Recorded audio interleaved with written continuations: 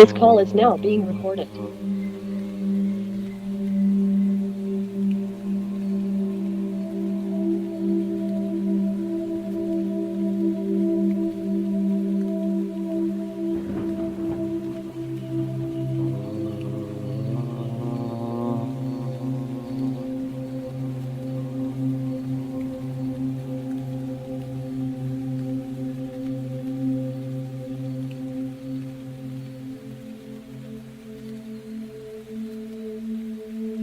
सहना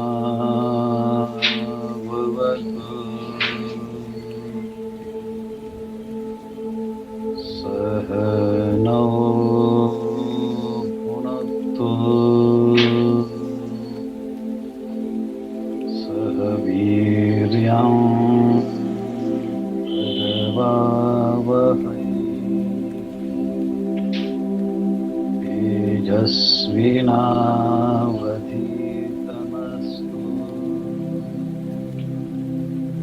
मा विद्विषावहै। ॐ शान्ति शान्ति शान्तिः।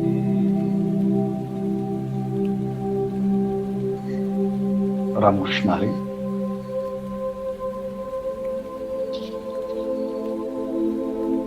राजविद्या राजगुह्य योग नामक नवमोध्याय, त्यातील श्लोक क्रमांक 15।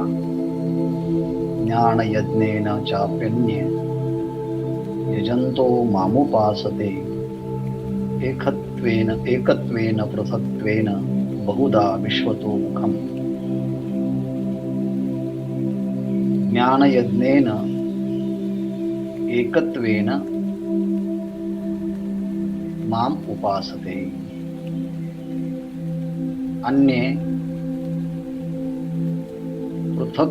पृथक्त्वेन माम उपासते च अन्ये बहुधा विश्वतो मुखम माम उपासते। भगवंत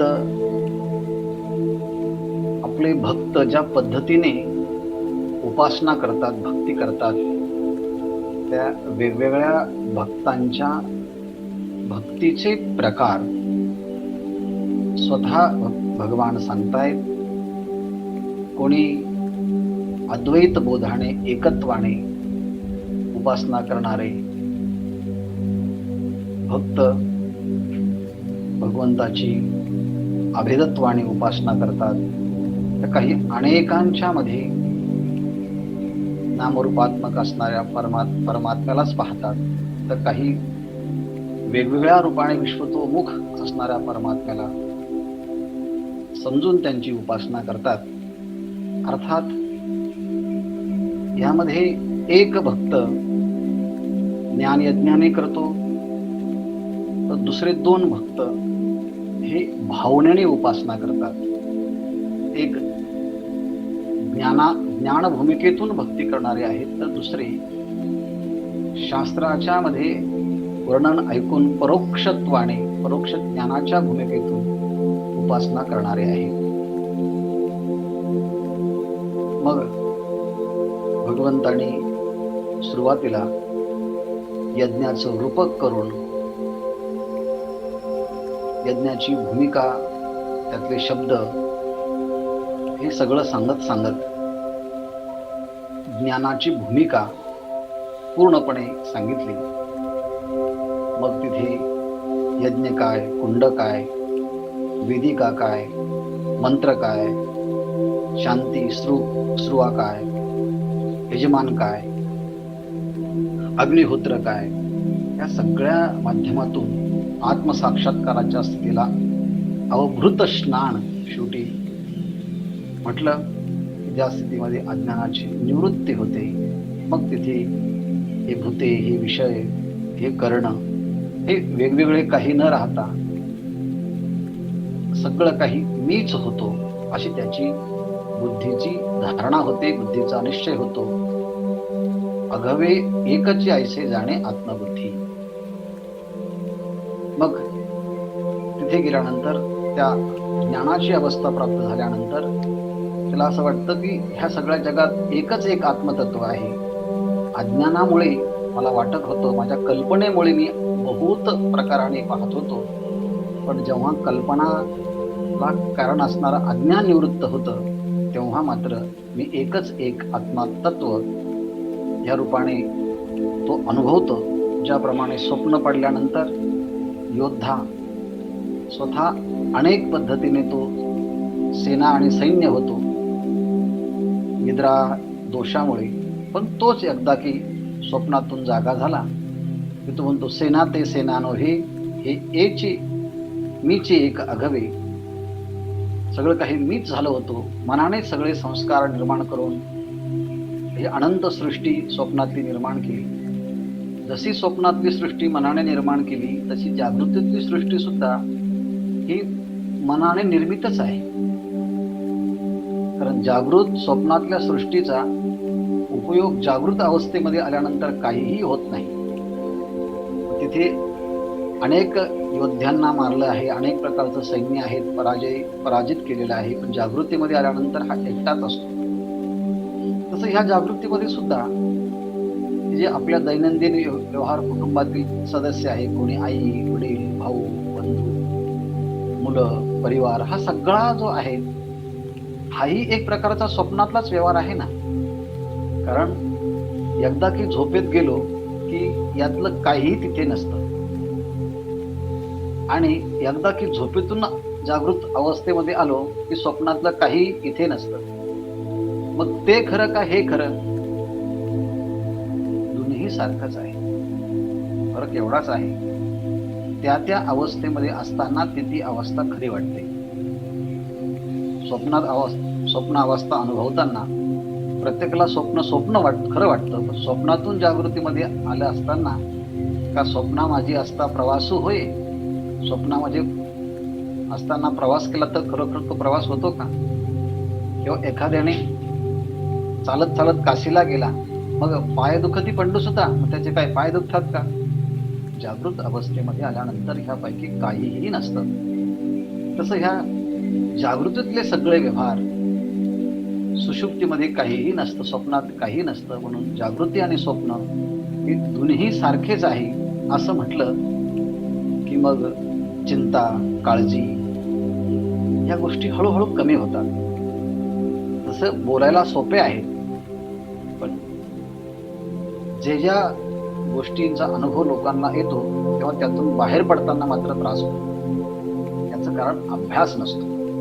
पण हा ज्ञानी पुरुष असं म्हणतो, मीच तर सगळा झालेलो होतो ना, ऐसे एकत्व मानावे विश्वतया. असं एकत्व तो मानत असतो, कारण त्याचा जीवभाव हा संपलेला असतो आणि ब्रह्म परमात्मा बोधे भरे. अगदी ब्रह्मदेवापासून तर चिलटापर्यंत असणाऱ्या सगळ्या सजीवांच्या मध्ये तो आत्मतत्वच पाहतो. ह्या उपाधी माझी गुप्त चैतन्य असे सर्वगत ते तत्वज्ञ संत स्वीकारिती. ह्याप्रमाणे ऐसे भजती ज्ञानाद्वरे एकत्व येणे. याप्रमाणे ज्ञानी भक्त आत्मबोधाच्या द्वारे एकत्वाने त्या परमात्म्याची उपासना भक्ती करतात. दुसरा प्रकार सांगितला, अज्ञानी माणसाचं मनोभूमिका लक्षात घेऊन त्याच्या अज्ञानी माणसाच्या मताचा अनुवाद त्या 248 क्रमांकाच्या 49 ओळीमध्ये केला. खरं म्हणजे जेव्हा भ्रम झालेला असतो तेव्हा भ्रम काळात मनुष्य म्हणत असतो की रज्जू सर्प आहे. रज्जू सर्प आहे असं म्हणताना रज्जू कधी सर्प होत नाही, पण भ्रम झालेला वाटतं ना की हा सर्प आहे. मग भ्रम झालेल्याला जर सर्प वाटत असेल तर त्याला सांगावं लागतं रज्जू सर्प झाला. पण जेव्हा त्याची भ्रांती निवृत्ती होते तेव्हा रज्जू सर्प झाला असं नाही, तर रज्जू नाहीच, दोरी सर्प रूपाने तुला प्रतीला आली, आणि तीही अज्ञानामुळे भ्रमामुळे. तसं आत्मस्वरूपाचं ज्ञान न झाल्यामुळे ते जगच अनादि कालापासून आहे असं वाटायला लागतं. म्हणजे विश्व हे प्रवाहारूपाने अनादि आहे. आणि ते अनासारिखे एकाएक नामरूपाधिक तीही विषम. प्रत्येकाचे नावरूप वेगळे, नाम वेगळं, आकार वेगळा, आणि हे सगळं विश्व भिन्न भिन्न आहे. पण भिन्न भिन्न जरी विश्व असलं तरी उपाधीच्या मध्ये असणारी भिन्नता जरी दिसत असली, पण ज्ञानामध्ये कोणत्याही प्रकारचा तशी भिन्नता, तसा भेद हा दुसरा उपासकही सुद्धा पाहत नाही. कारण जैसे अवयव तरी अनान एकीचे देहीचे, अवयव जरी भिन्न भिन्न असले तरी एकाच देहाचे आहे. जसं की एखाद्या माणसाने एखाद्या माणसाला घड्याळ बांधलं हातामध्ये, तेव्हा तो म्हणत नाही की मी त्याच्या हातात घड्याळ बांधलं, तो म्हणतो मी त्याला घड्याळ बांधलं. आणि ज्याने घड्याळ बांधलं तोही असं म्हणत नाही की त्याने त्याच्या हाताने घड्याळ बांधलं. म्हणजे तो बांधणारा ज्याच्या हातात घड्याळ बांधलेलं आहे तो म्हणतो शामरावने घड्याळ बांधलं. आणि शामराव जेव्हा घड्याळ बांधणारा असतो तो म्हणतो की हा रामरावला घड्याळ बांधलं. म्हणजे ज्याने घड्याळ बांधलं तोही हाताचा उल्लेख करत नाही आणि ज्याला बांधलं तोही हाताचा उल्लेख करत नाही. तेव्हा एकमेकाला त्या व्यक्तीच म्हणून ओळखतात. म्हणून अवयव जरी भिन्न भिन्न भिन्न असले तरी अवयव हे ज्याचे आहेत तो अवयवी मात्र एकच आहे. म्हणून अवयवाच्यामुळे अवयवीमध्ये भेद पाहिला जात नाही, एकाच अवयवीचे हे अवयव आहे. तशा वृक्षाच्या शाखा लहान मोठ्या असल्या आणि म्हणून त्या वेगवेगळ्या शाखा म्हणून ओळखल्या जात नाही, तर हा आंब्याचा वृक्ष आणि त्याच्या सगळ्या ह्या शाखा आहेत. म्हणून भिन्न भिन्न शाखेला सुद्धा एका वृक्षाच्या स्वरूपामध्येच पाहिलं जातं. किंवा सूर्याचे अनेक किरण आहेत, म्हणून दिवस मावळल्यानंतर असे काही किरण म्हणत नाही तुम्हाला जायचं तर जा, आम्ही काही जात नाही, तुमच्याबरोबर येत नाही. नाही, असं नाही होत. सूर्य मावळला की सगळे किरण त्याच्याबरोबर जातच असतात, किंवा सगळ्या किरणांना मिळून आपण सूर्य समजत असतो ना. त्याप्रमाणे या जगामध्ये नाना प्रकारच्या व्यक्ती आहेत, त्यांचे नाम सुद्धा अनाने आहे, त्यांची वृत्ती सुद्धा वेगवेगळे आहे. पण असा बाह्य उपाधीतला जरी भेद दिसत असला तरी देखील ऐसे जाणती, परंतु जे जाणकार आहेत ते अभेदा माते भेदला भूती जाणती. अभेद असणाऱ्या त्या आत्मतत्वाला हे बाह्य उपाधीच्या बाह्य भेदामध्ये त्या एकत्वाला ते आत्मपुरुष पाहत असतात. इथपर्यंतचा विषय आपण काल पाहिला, त्याची पुनरावृत्ती की आपण काल पाहिलं याची आठवण व्हावी, स्मरण व्हावं, आणि मग पुढच्या विषयाला कळण्यासाठी सुलभता व्हावी, हा त्यातला एवढा भाग आहे. ना तरी जे दवा जे ठाई देखती जे जे काही ते मी वाचूनी नाही ऐसाची बोधू. एकाग्रतेने ऐका. ना तरी म्हणजे अथवा, हा तिसरा भजनाचा प्रकार आहे. बहुधा विश्वतो मुखम हा भजनाचा प्रकार आहे. ना तरी जेधवा, जेधवा म्हणजे जेव्हा, जी ठाई म्हणजे ज्याही ठिकाणी, देखती जेधवा जे ठाई देखती जे जे काही, जे जे काही म्हणजे ज्या काही कोणत्याही वस्तूला ते पाहतात.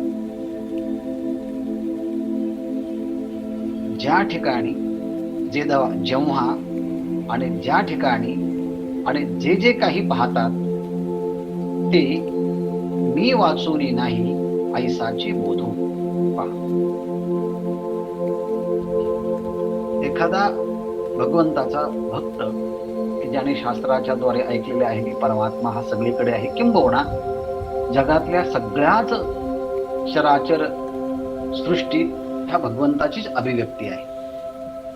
मग जर सजीव निर्जीव, चेतन अचेतन, स्थावर जंगम अशा वेगवेगळ्या नावाने आपण त्या वस्तूंचा उल्लेख केला जगातल्या, तर या सगळ्या जगातल्या वस्तू ह्या परमात्म्याच्या अधिष्ठानावरती आहे, परमात्माच यांना आधार आहे असं जर म्हटलं तर मग जेव्हा केव्हा आपण ज्या ज्या ठिकाणी आणि जे जे काही म्हणून पाहू आपण, तर जेव्हा जेव्हा पाहू तेव्हा तेव्हा, ज्या ज्या ठिकाणी पाहू त्या त्या ठिकाणी, आणि जे जे काही पाहू त्या त्या सगळ्या वस्तूंच्या मध्ये मी वाचूनी नाही, मी वाचून म्हणजे परमात्म्या वाचून दुसरं कोणती वस्तूच नाही ऐसाची बोधू, अशा प्रकारचा बोध त्यांना पहिल्यांदा परोक्षत्वाने झालेला असतो. शास्त्राने सांगितले,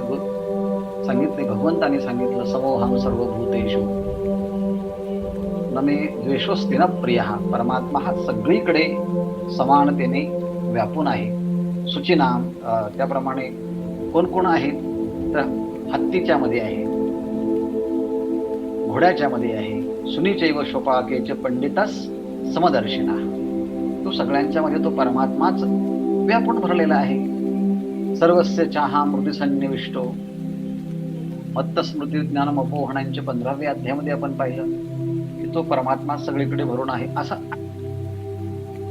हे भावना करतात.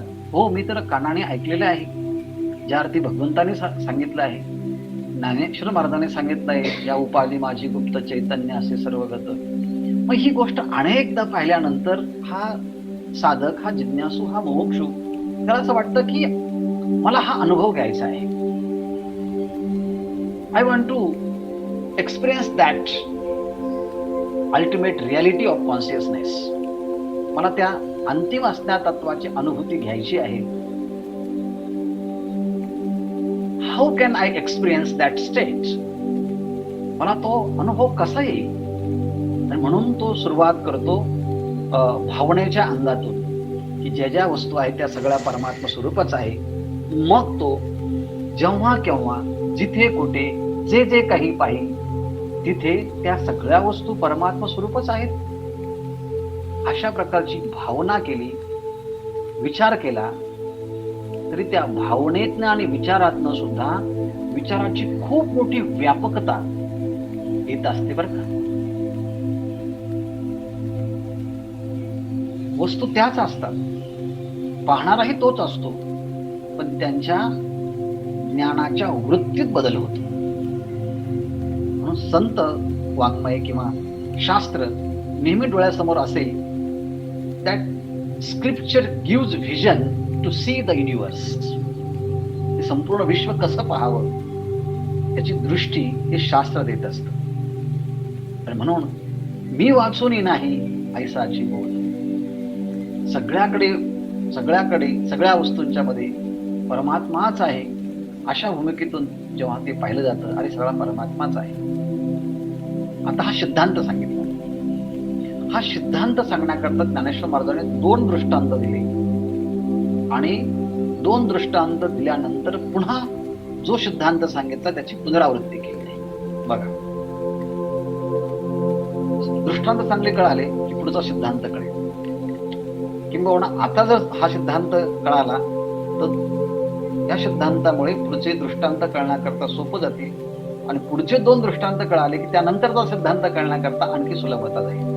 याकरता ओव्यांच्या मध्ये असणारा पूर्वापार अनुसंधान या असणं अत्यंत आवश्यक आहे. आणि त्या अनुसंधानाच्यामुळे एकाग्रताही वाढते आणि त्या वस्तूंचं, त्या विषयांचं अनुकरण आणि अनुशीलन आणि त्याचा बोधही पटकन होतो. आता पहा, उदाहरण खूप सोपं आहे. पाहे पा बुडबुडा जेवता जाय, तेवते जळ तया, तेवते जळ एक तया आहे, मग विरे अथवा राहे तरी जळाची माझी. ज्ञानेश्वर महाराजांच्या ओव्यांचं वैशिष्ट्य आपण गेल्या वर्षापासून अनुभवत आहोत. तेव्हा ज्ञानेश्वर महाराज काही दृष्टांत स्वतः सांगतात आणि काही दृष्टांत सांगत असताना ते आपल्याला विचारतात, पहा बरं तुम्ही, सांगा मला. इथे सुद्धा तसाच प्रकार आहे. पाहे पहा बरं तुम्ही. काय पाहायचं म्हटले? बुडबुडा जेवता जाये. पाण्यावरती असलेला हा बुडबुडा जेवता जाय, म्हणजे जिकडे जातो तेवते तिकडे जळ एक तया आहे. पाण्यावरचा बुडबुडा एका ठिकाणाहून दुसऱ्या ठिकाणी असा कुठेही कधीही केव्हाही गेला अथवा वारा थांबल्यानंतर तो पाण्यावरचा बुडबुडा मग पाण्यामध्ये विरला, किंवा पुन्हा वारा सुरू झाल्यानंतर तो बुडबुडा पुन्हा निर्माण झाला आणि काही काळ राहिला. तर ज्ञानेश्वर महाराज विचारतात, तुम्ही सांगा पहा बरं, तो बुडबुडा जिथे गेला तिथे त्या बुडबुड्याला आधार काय आहे? पाणी. बुडबुड्याच्या मध्ये काय आहे? पाणी. बुडबुडा जिथे राहतो तिथे काय आहे? पाणी. आणि बुडबुडा जिथे विरतो तिथे काय आहे? पाणी. मग काय आहे? बुडबुडा जेवता जाये तेवते जळतया एक आहे. बुडबुडा जिथेही कुठे गेला तिथे जळच आहे. आणि राहिला तरी जळाची माझी, आणि मग विरे तरी जळाची माझी. राहे तरी जळाची माझी आणि विरे तरी जळाची माझी. म्हणून ह्या ओवीच्या मध्ये जाये, आहे, विरे आणि राहे अशा 4 क्रियांचा विचार केला आहे. 4 क्रियापद वापरलेले आहे. म्हणजे हा बुडबुडा जिकडे जाईल, कुठेही जरी त्या बुडबुड्याने धावपळ केली, बुडबुड्याचा विचार चाललाय हा, या बुडबुड्याने किती धावाधाव केली, इकडे जायचं तिकडे जायचं, ते करायचं हे करायचं, हा बुडबुडा धावू लागला. पण किती जरी धावला तेव्हा त्या धावणाऱ्या बुडबुड्याला पाण्याला सोडून धावता येत नाही. किती जरी धावला तरी तो पाण्यातच त्याची गती असते. आणि राहिला, स्थिर राहिला तरी पाण्यामध्येच आहे, विरला तरी पाण्यातच आहे. मग आता त्या बुडबुड्याचं आत्मचरित्र आपण जर पाहिलं तर पाण्याच्या अतिरिक्त काय आहे? ज्ञानेश्वर महाराजांची अशी दुसरी ओवी आहे, जळावरील तरंग जरी धाविन्नला वेग, जळावरील तरंगू जरी धाविन्नला वेगू तरी नाही भूमी भागू करविला तेणे. जळावरील तरंगू, पाण्यावरचा तरंग जरी वेगाने ह्या ठिकाणाहून त्या ठिकाणी, त्या ठिकाणाहून ह्या ठिकाणी धावत पळत सुटला तरी तो जळावरचा तरंग भूमीवरती येऊन पळू शकत नाही किंवा वाहू शकत नाही. त्याचं वाहनं, त्याच्या सगळ्या क्रिया ह्या केवळ जलावरच असतात. नाही भूमी भागू क्रमिला तेने, तेने भूमी भागू क्रमिला नाही. तसं म्हटले, आता हा बुडबुडा जिथे उत्पन्न झाला तिथे पाणी, जिथे राहू लागला तिथे पाणी, जिथून वाहू लागला तिथे पाणी, जिथे पोहोचला तिथे पाणी, आणि जिथे विरला तिथे पाणी. मग काय आहे? बुडबुड्याच्या सगळ्याच अवस्थेमध्ये पाणीच आहे. किंबहुना बुडबुडा हे नाव तरी कशाला आलेलं आहे? हे नाव सुद्धा कशाला आलेलं आहे? पाण्यालाच आलेलं आहे. आणि म्हणजे बुडबुडा हे नाव आणि रूप हे नाममात्र आहे ते सगळं काय आहे? पाणीच आहे. हा दृष्टांत कळाला की हा दृष्टांत आपण आपल्या स्वतःकडे लावायचा, म्हणजे जीवाकडे लावायचा. पण हा दृष्टांत कळाला निश्चितच आहे, पण ज्ञानेश्वर महाराजांनी आणखी जर कळाला नसेल तर पुढचा दृष्टांत दिला, असाच दिला. फक्त अगोदर वर्णन केलं होतं ते वायू या जल ह्या महाभूताचं, आणि आता वर्णन करतायत पृथ्वी ह्या महाभूताचं.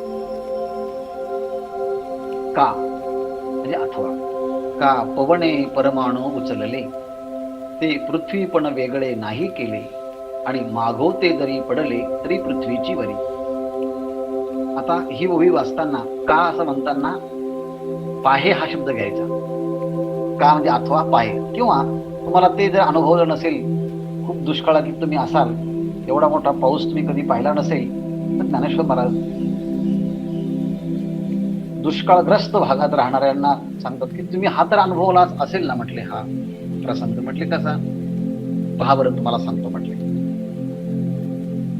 पवने म्हणजे वारा, आणि पवने म्हणजे वाऱ्याने, परमाणू उचलले. खूप सोसाट्याचा वारा निर्माण झाला, वावटळ येऊ लागली, वारा जोराने वाहू लागला आणि त्यामुळे पाणी नसल्यामुळे सगळीकडे धूळ होती.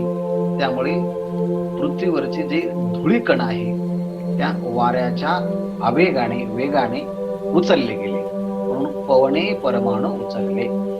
त्या वाऱ्याने ते परमाणू पृथ्वीपासून धुळीकण उचलले. आता ज्ञानेश्वर महाराज आपल्या समोर चित्र उभं करतात. तुम्हीच पहा म्हटले. पहा काय पाहिजे आहे.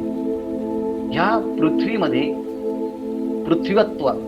पृथ्वीत्व आहे आणि त्या वाऱ्याच्या द्वारे उडालेला जे धुळीकण आहे त्या धुळीच्या मध्ये सुद्धा जे गुणधर्म पृथ्वीच्या मध्ये आहे तेच गुणधर्म त्या धुळीच्या कणामध्ये आहे. म्हणजे पृथ्वीत्व हे खाली पण आहे आणि पृथ्वीत्व हे परमाणूमध्ये पण आहे. आणि म्हणून ज्ञानेश्वर महाराज म्हणतात ते पृथ्वीपणा वेगळे नाही केले. पृथ्वीच्या पेक्षा पृथ्वीत्व या गुणधर्मापासून त्या वायूने जरी त्याला उडवलं असेल तरी त्याला वेगळं केलं नाही. कारण त्या पृथ्वीच्या मध्ये आणि त्या परमाणूच्या मध्ये असणारे गुणधर्म हे सारखेच आहेत. म्हणजे 100 लिटर पाणी जरी घेतलं तरी H2Oच आणि 1 थेंब जरी घेतला तरी H2Oच, पाणी सारखंच आहे. तसं म्हटले त्या परमाणूमध्ये सुद्धा पृथ्वीचेच गुणधर्म पृथ्वीत्वच जाती आहे आणि ही सुद्धा पृथ्वीत्वच जाती आहे. म्हणून वाऱ्याने त्या परमाणूला कितीही कोठेही कसंही कितीही लांब उडवून नेलं तरी तो परमाणू पृथ्वीपासून त्या परमाणूच्या ठिकाणी असणाऱ्या पृथ्वीत्वाला वेगळं करू शकत नाही. बरं म्हटलं. आणि वारा थांबला आणि ते परमाणू पुन्हा खाली आले आणि मागवता जरी पडले तरी पृथ्वीची बरी. सगळा वारा थांबला आणि ते परमाणू पुन्हा पृथ्वीवरती आले तर काय आहे. परमाणू पुन्हा पृथ्वीवरती आल्यानंतर पृथ्वीरूपच झाले आणि वेगळे जेव्हा केले होते तरी सुद्धा ते वेगळे दिसत होते की वेगळा झाला आहे. त्याला आता खाली पृथ्वी म्हणायचे, आता त्याला अणू म्हणतात. म्हणजे नावारूपात जरी बदल झाला तरी मूळ कंटेंट्स जे आहेत त्या कंटेंट्स मध्ये थोडाही किंचितही बदल झालेला नाही. म्हणून ते पृथ्वीकण वरती असो किंवा खाली असो त्यांचं पृथ्वीत्व हे कधीही वेगळं होत नाही. का पवने परमाणू उचलले ते पृथ्वीपण वेगळे नाही केले आणि मागोती जरी पडले तरी पृथ्वीची बरी. दृष्टांतात खूप सूक्ष्मता आहे. जलाचा तरंगाचा दृष्टांत हा फक्त पाणी आणि तरंग हे याच्यामध्ये अंतर नाही, पण पृथ्वी आणि परमाणू हे दिसायला एकमेकापासून लांब गेलेले दिसतात, दूर गेलेले दिसतात. त्या वाऱ्याने त्यांना कित्येक हजारो किलोमीटर वरती दूर नेलं असलं तरी देखील दूर तो नेऊ शकतो, दाखवतो. पण त्यांच्यामध्ये असणारे जे काही गुणधर्म आहे त्या गुणधर्मामध्ये बदल घडवून आणण्याची ताकद त्या वायूच्या मध्ये सुद्धा नाही. हे 2 दृष्टांत कळाले. आणि अगोदरचा सिद्धांत सांगितला होता की जे दवा जे ठाई देखती जे जे काही ते मी वाचून नाही ऐसाची बोल.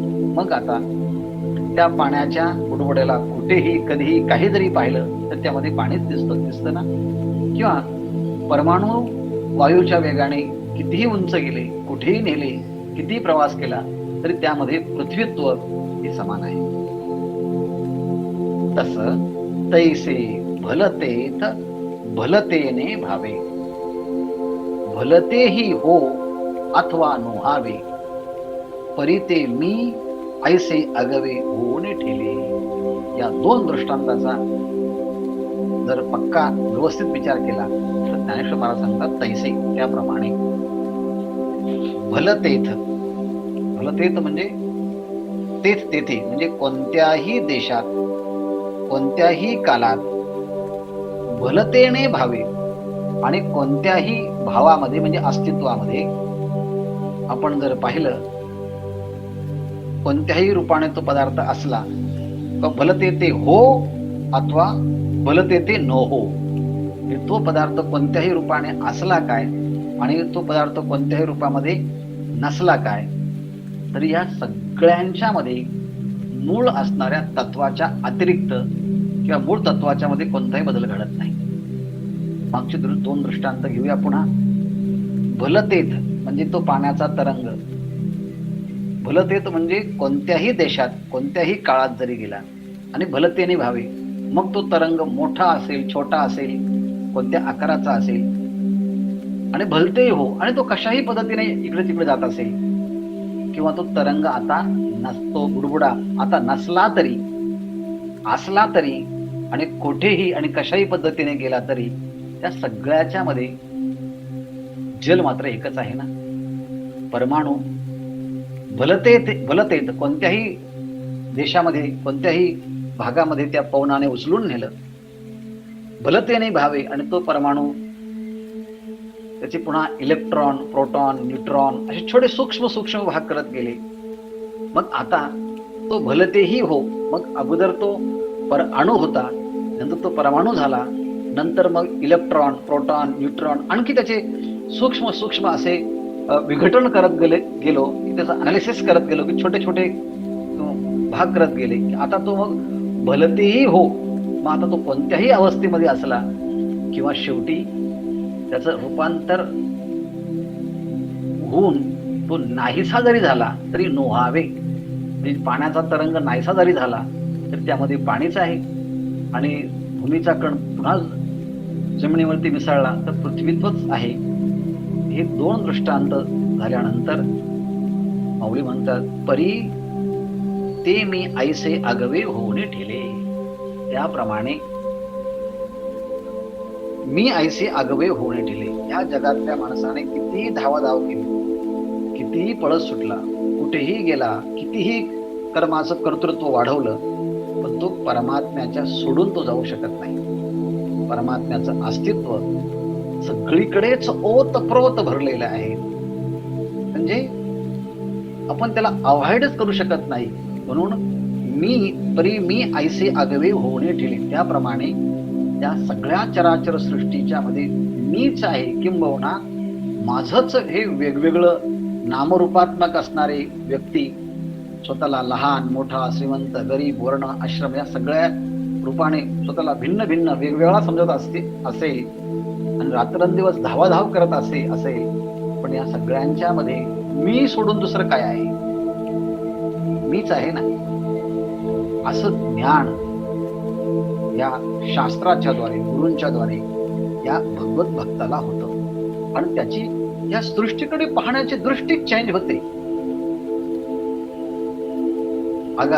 अगा हे जेवढी माझी व्याप्ती तेवढीची तयाची प्रतीती, हे बहुधाकारे वर्तते बहुची होणी.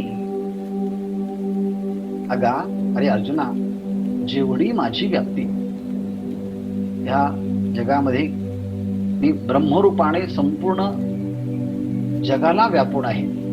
ईशावास्यमिदं सर्वं यत्किंचित् जगत्यां जगत्. ईशावास्य उपनिषदातला हा मंत्र आहे.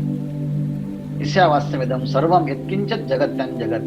यत्किंचित् जगत्यां जगत्. ह्या जगतामध्ये जे काही यत्किंचित आहे ते सगळं परमात्म्याच्या सच्चिद आनंद स्वरूपानेच हे सगळं व्यापून टाकलेलं आहे. ईशावास्यमिदं सर्वं यत्किंचित् जगत्यां जगत् तेन त्यक्तेन भुञ्जीता मा हृदक्कस्य स्विद्धनम्. अर्थात तो परमात्म्याने सगळीकडे व्यापून टाकल्यामुळे अगा जेवढी माझी व्याप्ती त्या चेतन तत्वाने पृथ्वी आप तेज वायू आकाश प्रकृती या सगळ्यांना व्यापून टाकलं आहे. एवढी परमात्म्याची व्याप्ती आहे आणि जेवढी परमात्म्याची व्याप्ती आहे तेवढीच तयांची प्रतीती. तेवढी मोठी व्यापक प्रतीती म्हणजे अनुभूती या भगवत भक्तांची शास्त्र श्रवणाच्या द्वारे गुरूंच्या सानिध्याच्या द्वारे संत सेवेच्या द्वारे त्यांना तेवढीच तयाची प्रतीती म्हणजे त्यांची अंडरस्टँडिंग तेवढी मोठी महान आणि व्यापक झालेली असते. जिथे कुठे बुडबुडा जाईल तिथे पाणीच आहे, जिथे कुठे परमाणू जातील तिथे पृथ्वीच आहे, जिथे कुठे हे सगळे या सृष्टीतले वेगवेगळे नामरूपात्मक जीव दिसतील त्या सगळ्यांच्या रूपानं परमात्माच तर नटलेला आहे ना. ऐसे बहुधाकारी वर्तती बहुत होणी. अर्थात तो आत्मरूपाने असणारा परमात्माच अनेक पदार्थांच्या आकाराने तो बनलेला आहे आणि अनेक व्यवहार तो करत आहे. मग कोणी डॉक्टर असेल, कोणी इंजिनियर असेल, कोणी वकील असेल, कोणी सायंटिस्ट असेल, कोणी श्रोते असेल, कोणी वक्ते असतील, पण सगळ्यांच्या रूपानं तेच तत्व नटलेलं आहे ना. सगळीकडे तेच तत्व नटलेले आहे, तर माणसाला माणसाशी बोलताना किती आनंद व्हायला पाहिजे, एकमेकाशी किती सहजतेने बोलायला पाहिजे, किती प्रेमाने बोलायला पाहिजे. आणि मग कशाला राग आणि कशाला द्वेष आणि कशाला अहंकार. मुळातच बुडबुड्याने किती अहंकार धारण केला तरी पाण्यापेक्षा त्याला वेगळं अस्तित्व नसतंच. तसं जीवाने आपल्या सत्तेचा, आपल्या संपत्तीचा, आपल्या वैभवाचा, आपल्या ज्ञानाचा, आपल्या सौंदर्याचा, आपल्या डिग्रीचा काय अभिमान धारण करून उपयोग आहे. शेवटी सगळं तर एकच आहे ना. मग हे सगळ्या उपाधी आहे आणि मग तोच परमात्मा सगळ्या रूपाने तो ह्या उपाधींच्या द्वारे नटलेला आहे. म्हणून बहुधाकारी, बहुधा म्हणजे वेगवेगळ्या प्रकारच्या आकाराने वर्तती, बहुची होणी, तो परमात्माच वेगवेगळ्या आकाराने अनेक होऊन अनेक रूपाने तो परमात्माच नटलेला आहे अशी अनुभूती हे भगवत भक्त शास्त्र विचारांच्या द्वारे ते पाहतात, असे ती अनुभवतात. हा सगळा विचार होताना एक वाक्य आपण ज्ञानेश्वरीचा किंवा गीतेचा अभ्यास करताना अनेकदा पाहिले आहे आणि ते म्हणजे सिद्ध महापुरुषांचे जे लक्षणं असतात ते साधकांच्या साधना असतात. लक्षणं हे नैसर्गिक असतात आणि साधना ह्या प्रयत्नपूर्वक कराव्या लागतात. ह्याप्रमाणे ज्ञानी महापुरुष या गोष्टी सगळीकडे आत्मत्वाने तो नैसर्गिकरित्या पाहत असतो, पण उपासना करणारा जो काही भावनेच्या अंगानं तो या सगळ्या वस्तूंच्या ठिकाणी वस्तू वेगवेगळ्या पाहतो, पण परमात्मा सगळीकडे व्यापून भरलेला आहे अशा प्रकारची तो भावना करतो. आणि अशी भावना करताना तो जगात वावरतो, लोकही त्याला पाहतात आणि लोक त्याला पाहत असल्यामुळे लोकांच्या दृष्टीने तो एक प्रकारचा आदर्श बनतो. He becomes ideal to each and everyone in this world. या जगातल्या प्रत्येक माणसासाठी तो एक आदर्श बनतो. तो कोणत्या प्रसंगी कसा वागतो, किती तन्मयतेने वागतो, किती प्रेमाने वागतो, असा ज्ञानी पुरुषाचं जीवन व्यवहार करताना सगळ्या लोकांना दिसतंय. कसं दिसतंय हे सांगण्याकरता पुढचा दृष्टांत पहा. हे भानो बिंब आवडे तया, सन्मुख जैसे धनंजया, तैसे ते विश्वा इया समोर सदा. हे भानुबिंब आवडे तया, सन्मुख जैसे धनंजया. हे धनंजया, हे भानुबिंब आवडे तया सन्मुख. एखादा मनुष्य सकाळी उठून पूर्व दिशेला तोंड करून उभा राहिला आणि तो कुठे जरी उभा राहिला तरी प्रत्येकाला असं वाटतं हा सूर्य माझ्या समोर आहे. म्हणून हे धनंजया जैसे, हे भानुबिंबू आवडे तया सन्मुख जैसे. जो ज्याही पद्धतीने पूर्व दिशेला उभा राहील त्या प्रत्येक व्यक्तीला वाटेल की सूर्य माझ्या समोरच आहे, मी सूर्यासमोर आहे, सूर्य माझ्या समोर आहे, मी सूर्याला पाहतो आहे. आणि हा सन्मुखतेचा अनुभव सकाळी उठल्यानंतर पूर्व दिशेकडे आपण उभं राहिलो जगातल्या प्रत्येक माणसाला वाटेल की मी सूर्यासमोर उभा आहे. पण एवढं पाहण्याकरता सकाळी लवकर उठावं लागेल. आपण जर 9-10 वाजता उठत असू तर मग कसं दिसणार सूर्य आपल्याला. असो, पण सकाळी उठल्यानंतर अनुभव मात्र हाच येईल. हे दृष्टांत सांगितला. तैसे त्याप्रमाणे, ते त्या शब्दाचा प्रयोग केला. ते म्हणजे ते भक्त जे ज्ञान यज्ञेन एकत्वेन यजन्तः माम उपासते, पृथक्त्वेन यजन्तः माम उपासते आणि विश्वतोमुखम यजन्तः माम उपासते, असे जे मागे 3 शब्दांचा प्रयोग केला, हे सगळे भजनांचे प्रकार पाहिला. किंवा आपण मागे ते भक्त नमस्कार करताना कसे मानापमान त्यांचे संपलेले असतात, कसे ते अवचिता परमात्म्याला स्वरूप प्राप्त झालेले असतात, कसे ते 2 पदरांच्या मध्ये असणाऱ्या तंतू प्रमाणे सगळ्या सृष्टीमध्ये परमात्म्यालाच पाहतात. ऐसे माझेनी नामघोषे, ते नामघोष कसा करतात त्याही विचार आपण तोही भजनाचा प्रकार पाहिला. त्याप्रमाणे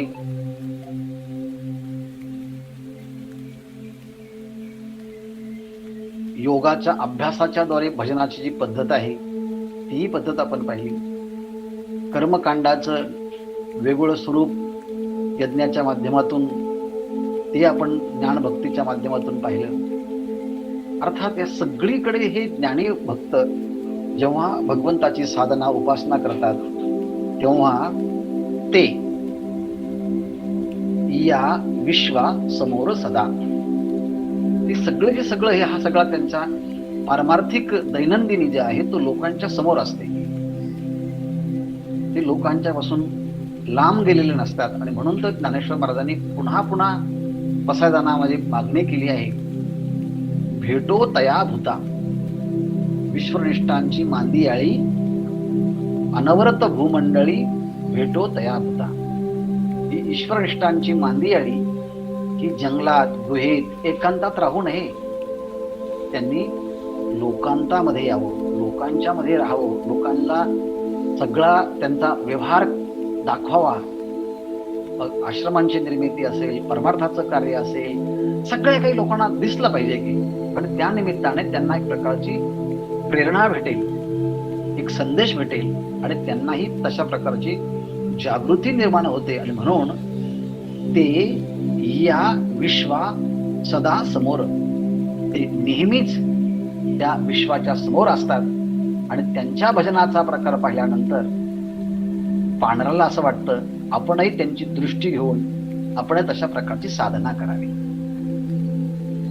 मग असं त्यांचं कौतुक सांगतात. तैसे ते विश्व या समोर सदा, कशाप्रमाणे, जैसे भानुबिंब आवड येतया, सन्मुख जैसे धनंजया, तैसे ते भक्त या विश्वा सदा समोर, असं त्यांचं दैनंदिनी ह्या ओवीच्या मध्ये ज्ञानेश्वर महाराजांनी मांडली. काठीच्या अभंगातला संदर्भ आपल्याला पुन्हा पुन्हा उल्लेख करत नाही, पण आपल्याला माहिती असावा. अगातयाची या ज्ञाना, पाटी पोट नाही अर्जुना, वायू जैसा गगना सर्वांगी असे. तयाची या ज्ञाना पाटी नाही, तयाची या ज्ञाना पोट नाही, वायू जैसा गगना सर्वांगी असे. जैसा वायू गगना सर्वांगी असे. जेव्हा आपल्याला ज्ञान होतं तेव्हा त्या ज्ञानाच्या प्रक्रियेमध्ये काय काय होऊ शकतं पहा. की मला कळालं की आता हा पेन आहे, मला हा आकाराचं हे याला पेन असं म्हणतात, याचं मला ज्ञान झालं. मग ज्ञान कुणाला झालं तर मला झालं. ज्याला ज्ञान होतं त्याला प्रमाता असं म्हणतात. मग हे ज्ञान आणि ह्या ज्ञानाच्या पाठीमागे झाला आहे तो प्रमाता. आणि कुणाचं ज्ञान झालं आहे तर हा जो आकार आहे ह्या आकाराला पेन असं म्हणतात. म्हणजे ही पेन ही वस्तू आहे, याला प्रमेय असं म्हणतात. ही आहे प्रमेय आणि मी आहे प्रमाता. ह्या वस्तूला माझ्या अंतःकरणवृत्ती नेत्रेंद्रियाद्वारे जाऊन या वस्तूंना जेव्हा पाहिलं आणि पाहिल्याबरोबर मला माझ्या अंतःकरणामध्ये बोध झाला, याला पेन असं म्हणतात, लेखणी असं म्हणतात. मग लेखणी ही झालं ज्ञान आणि लेखणी हे ज्ञान ज्या वस्तूचा निर्देश करते ती झाली ही लेखणी, आणि हे ज्ञान ज्याला झालं तो आहे प्रमाता. आणि म्हणून हे ज्ञान मध्ये आणि ह्या ज्ञानाच्या पाठीमागे आहे प्रमाता, आणि ह्या ज्ञानाच्या पुढे आहे प्रमेय. म्हणजे एरवी भौतिक ज्ञानाच्या मध्ये मागे प्रमाता असतो आणि पुढे प्रमेय असतं, आणि मग प्रमाता आणि प्रमेय यांच्या संबंधातून मग ज्ञान उत्पन्न होतं, किंवा मागे ज्ञाता पुढे ज्ञेय, आणि याला ज्ञान असं म्हणतात. हे ज्ञेय मी ज्ञाता आणि मला झालं आहे ते ज्ञान. ह्याप्रमाणे तयाची या ज्ञाना पाटी नाही, तयाची या ज्ञाना पोटी नाही. म्हणजे आता हे झालं व्यवहारातलं ज्ञान. पण आत्मवस्तूच्या साक्षात्काराच्या संबंधाने जेव्हा पाहिलं तेव्हा ज्याचं ज्ञान व्हायचं तोही मीच, ज्याला ज्ञान व्हायचं तोही मीच, आणि ज्ञान तर मीच मी आहे. मग आता मागे प्रमाता नाही,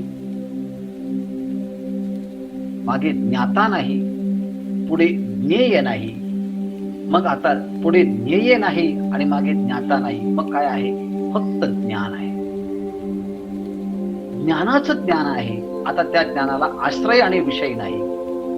असं म्हटले त्या पुरुषाचं स्वतः तो इतका व्यापक झालेला असतो, तो ज्ञानस्वरूप ब्रह्मस्वरूप झाला असतो. म्हणून तयाची या ज्ञाना पाटी नाही आणि तयाची या ज्ञाना पोट नाही. मग कसा असतो? जैसा गगना वायू सर्वांगी असे. ज्याप्रमाणे गगनाच्या मध्ये म्हणजे आकाशामध्ये वायू हा सर्वांगाने असतो, तसं या सगळ्या सृष्टीच्या मध्ये तो स्वतःच ब्रह्मरूपाने अनुभूती संपन्न झालेला असतो. अशी त्याची जीवन जगण्याची उच्च कोटीची स्थिती आहे. तैसा मी जे तुला अगवा, तेची तुक तयाच्या सद्भावा, न करिता पांडवा भजन झाले. सर्वोत्कृष्ट स्थिती आहे. तैसा अर्जुना, मी जे तुला, मी जेवढा आहे आणि संपूर्ण स्वरूपाचा आहे. सभूमीम विश्वतो वृत्वा अत्यतिष्ठ दशांगुलम, किंवा एकांशण स्थितो जगत, संपूर्ण जगत माझ्या एका अंशावरती आहे. असा सर्व ठिकाणी व्यापक असणारा जो मी आहे, जेवढा आहे, जसा आहे, तीच तुक, तीच तुलना, तीच योग्यता, तयाची सद्भावा, त्याची जी भावना आहे, त्याचा जो विचार आहे, त्याची जी अनुभूती आहे, तो सद्भाव म्हणजे जेवढा मी तेवढाच त्याचा सद्भाव, तेवढं त्याचं ज्ञान, तेवढंच त्याची स्थिती. मग आता मी जर सच्चिदानंद स्वरूप असेल तर तोही तसाच आहे. मग आता त्याने काही जरी नाही केलं तरी मी एकरूप होऊन राहिलेला आहे. त्यामुळे आता तया न करिता पांडवा भजन झाले. मग त्याने आता काही जरी नाही केलं, काही सेवा नाही केली, तरी ही सगळी सेवा, सगळं भजन न करताच झालेलं, याला अभेदात्मक भजन असं म्हणतात. म्हणजे तो आता बुडबुडा कुठे जरी नाही गेला तरी पाणी असं म्हणेल तो माझ्यामध्येच आहे, आणि जिथे कुठे गेला तरी माझ्यामध्येच आहे. माझ्यापासून त्याला वेगळी स्थिती नाहीच. आणि आता तो कुठे नाही गेला तरी माझ्यातच आहे, आणि कुठे गेला तरी माझ्यातच आहे. न करिता पांडवा भजन झाले. त्याने काही जरी नाही केलं तर ती जी स्थिती आहे ती त्याची अखंड भजनाची आहे. काय मोठा म्हणजे भूमिका असेल, आपण फक्त कल्पना तर करू शकतो. असो एरवी तरी सकळ मीची आहे. बघा, ही त्याहीपेक्षा विलक्षण उभी आहे. एरवी तरी सकळ मीची आहे, तरी कवण के उपासिला नोहे, येथे एके जाणणेवी न ठाये अप्राप्तास. अर्थ तिथेच आहे, फक्त उभीकडे पहा.